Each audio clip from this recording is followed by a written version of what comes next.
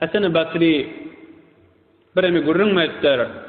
O benden de kalbine oturup meclisin turup gaydap Hudaya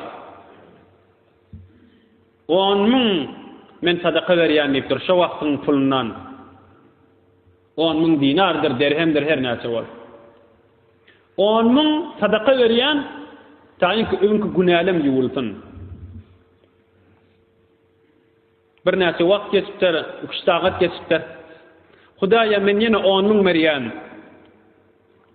Keşib ulqan tawfiq maňa nesip etipdir. Ýene soňrak bolupdyr. İkinci ýallaryna Hudaya şayet evvelki we ikinci kabul bolmadyk bolsun. Üçüncüni bir kabul edip ýene 10.000 sadaka berýän.